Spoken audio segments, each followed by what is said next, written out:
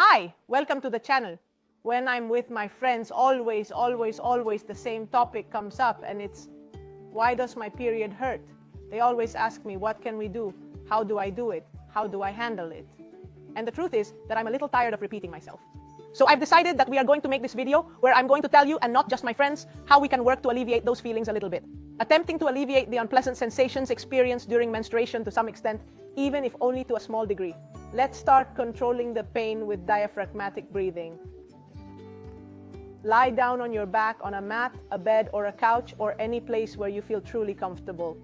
Bend your knees, support the soles of your feet, and place your hands on your abdomen. Once we find our ideal position, we can begin to take slow and steady breaths. Concentrate on inflating your belly as much as you can, bringing the air to your navel. Then when you can no longer and the skin is very tight, begin to release the air through the mouth, making resistance. Exhale gently while pursing your lips, while also attempting to engage the core muscles and lift the navel in an upward direction, as if you were intending to align it with your nose.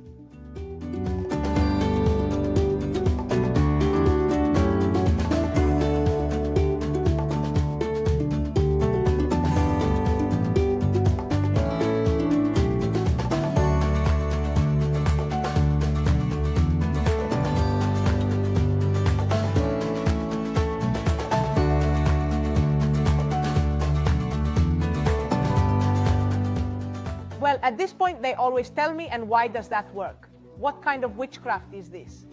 And no, it's not witchcraft, it's anatomy. When we do diaphragmatic breathing, inflating the belly, and then releasing with pressure, the diaphragm moves all the viscera. The uterus and ovaries located within the viscera are connected to the pelvis and abdomen through ligaments and other structures. The restated text has approximately 201 characters. During menstruation, these structures sometimes swell, sometimes they are a little irritated, and that causes pain. Moving them makes it easier for them to readjust a little bit. Feeling better is a result of relaxation. And here's a little secret. The vagus nerve passes through the diaphragm. This helps explain the positive effects. When we mobilize the diaphragm, we rub that nerve a little bit, we activate it, we call its bell, and we modulate it. What we do is we turn on, quote unquote, its button so that it controls the pain coming from the abdominal area. So we have a 3-for-1. We improve the abdominal dynamics, allowing the inflammation and irritation to settle down. We breathe and relax, and we also soothe the pain. The next exercise that will give us a lot of relief is the lumbar stretch. The stretching, referred to as the child's pose, is a common term. 127 characters. In order to accomplish this, we can opt to remain on the comfortable surface we previously selected, such as the sofa, and place ourselves face down with our knees and palms of our hands supported. From here, we are going to take the buttocks backwards towards the heels, sitting on them if we can, possibly sitting on them if at all feasibly possible, and leaving the arms relaxed and stretched forward. If we are uncomfortable with the position of the arms, we can leave each one next to the body with the palms of the hands facing upwards. It is important that while doing this exercise, attempt to take in long, deep breaths, just as we've observed in the past. It is true that it is a little more difficult because we are upside down, but let's try it. Let's take a moment to unwind our bodies and gently stretch in a relaxed and enjoyable manner. Let's aim to hold this position for approximately 1 minute, or for however long we feel necessary.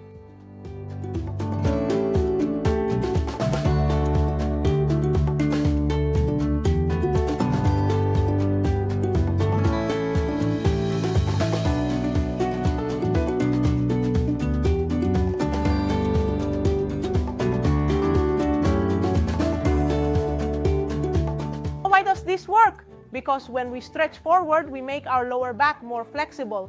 And with the lumbar, also the sacrum and the pelvis, which is, let's remember, as I said before, where some of the ligaments of the uterus and the ovaries are inserted.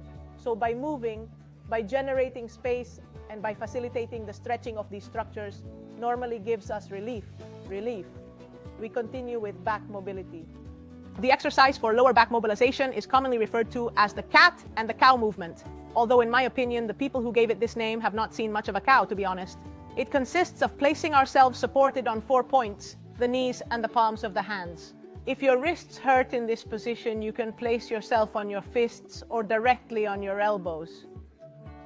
Relax and breathe deeply, stretching our back in a comfortable position, intensely while arching our back towards the floor, bringing the back down and the buttocks outwards.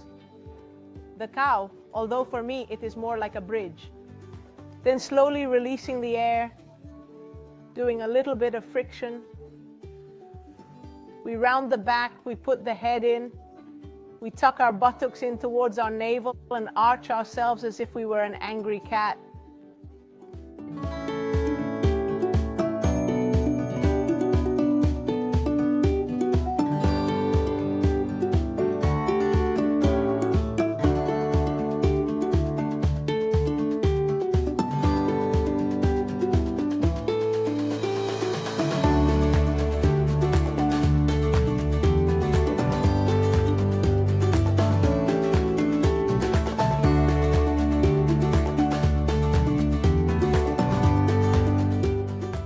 This is super because as we were talking about mobilizing, especially this lumbar area unblocks a lot, removes the feeling of stiffness and pain that we usually have these days. So if it bothers you, do not hesitate.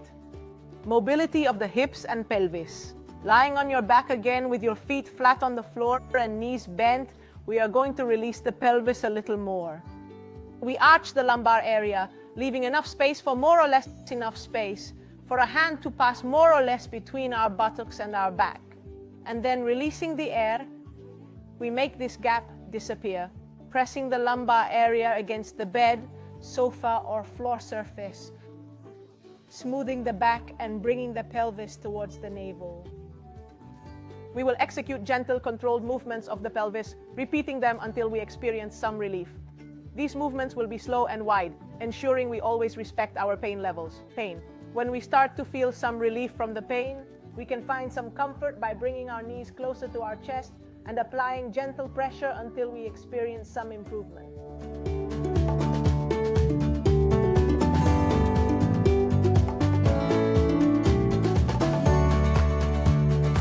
This last one also works very well because when we bring the knees to the chest, we push with the femur on the ischium, which is a part of the pelvis where I have already told you the uterus is inserted, and it relieves a lot. So with these resources, which are a few, I hope that you will improve a little bit your pain sensation. I hope you control a little bit better these days that are a little bit unpleasant when it hurts during the month. But keep in mind that if you have incapacitating pains, if your periods are irregular, if you have a lot of pains, or if in general you think something is wrong, you need to see a specialist doctor. Periods are important. They are part of women's health, and it is important to take them into account. So finally, if a friend asks you how to handle menstrual pain, send her this video and she won't ask you again. The Healing and Beyond.